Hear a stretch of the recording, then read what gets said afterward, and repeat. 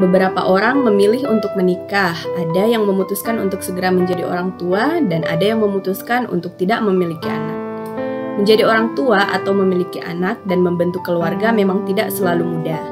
Namun, dalam peran menjadi orang tua, terdapat sejumlah hal yang wajib disyukuri dan dipelajari dengan baik. Sejumlah penelitian pun membuktikan hal tersebut.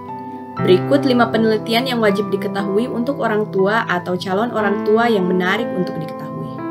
Sebelum itu, ingat subscribe dan tekan loncengnya agar kamu terus dapat pemberitahuan video baru. Pertama, peran orang tua membuat kita lebih bahagia. Penelitian terkini membuktikan bahwa pleasures of having children are outweighed by the pains. Kebahagiaan memiliki anak itu sangat besar, bahkan mengalahkan segala rasa sakit yang mungkin mengikutinya.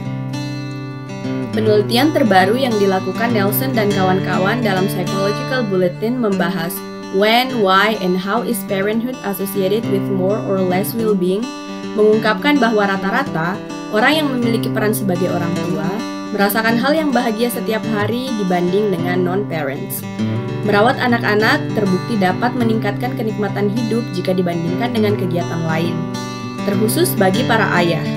Hal ini akan meningkatkan level emosi positif dan kebahagiaan dari anak-anak mereka. Kedua, pertanyaan, mengapa penting untuk mengutamakan sang anak? Bersikap child-centric atau berfokus pada anak merupakan hal yang bermanfaat. Penelitian yang dilakukan oleh Ashton James dan kawan-kawan pada tahun 2013 dalam jurnal Psychological and Personality Science menemukan bahwa orang tua yang paling berfokus pada anak juga lebih bahagia dan membawa makna yang lebih besar dalam hidup.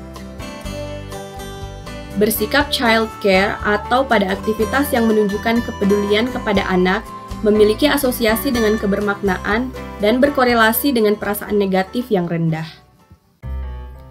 Penelitian ini mengungkapkan bahwa semakin peduli dan perhatian yang diberikan oleh seseorang kepada orang lain, semakin bahagia dan bermakna pula pengalaman mereka. Dari perspektif ini, semakin orang tua memberi perhatian terhadap anak atau mengutamakan kesejahteraan anak, yaitu semakin child-centric, orang tua semakin bahagia dan bermakna pula kehidupan mereka. Jadi, apa yang baik untuk anak Anda, maka tentu baik pula untuk Anda. Ketiga, orang tua overprotective itu masalah.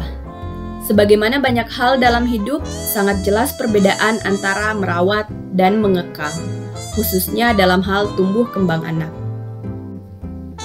Penelitian dalam Journal of Child and Family Studies yang dipimpin oleh Holly H. Griffin dari University of Mary Washington bertanya kepada 297 mahasiswa mengenai perilaku orang tua mereka dan bagaimana perasaan mereka terhadap perilaku tersebut.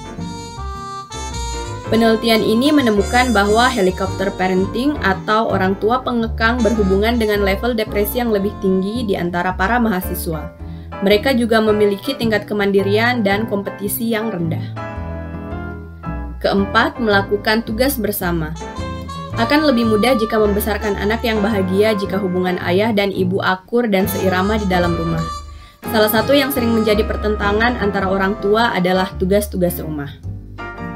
Salah satu penelitian dalam Journal of Family Issues yang dipimpin oleh Adam M. Gelovan pada tahun 2013 menemukan bahwa akan jauh lebih baik jika keluarga bekerja sama dalam melaksanakan tugas di rumah.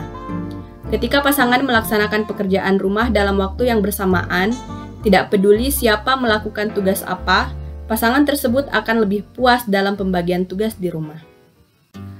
Kelima, ancaman TV pada anak-anak. The American Academy of Pediatrics merekomendasikan bahwa anak di atas 2 tahun seharusnya tidak menonton TV lebih dari 2 jam per hari.